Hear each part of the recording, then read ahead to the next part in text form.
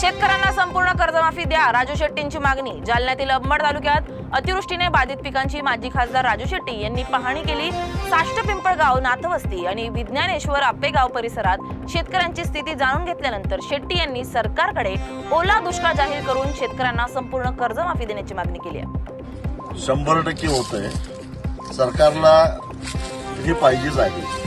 कुणीतरी वादग्रस्त वक्तव्य केलं, एखाद्या जातीला नाव ठेवलं, दुसऱ्या जातीनं त्याला प्रत्युत्तर दिलं, तर त्याच्यामध्येच लोक गुंतून पडतात आणि आपले जे मूळ प्रश्न आहेत, हा देश कृषीप्रधान आहे, महाराष्ट्र राज्य आपलं कृषीप्रधान आहे, शेतीवर आपलं जगणं मरणं अवलंबून आहे।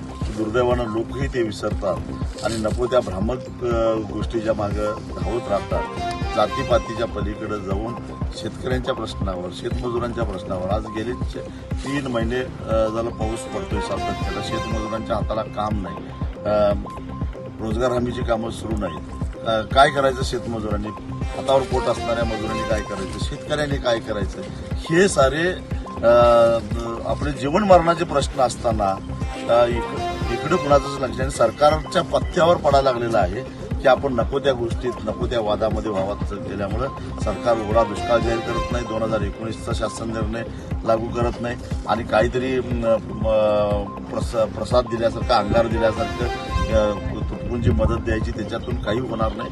आत्ताची सरकारची मदत म्हणजे शेळीच्या शेपटीसारखी झालेली आहे, त्याचा काय उपयोग होत नाही, माशाही उडत नाहीत आणि अब्रूही झाकत नाही, अशी अवस्था झालेली आहे।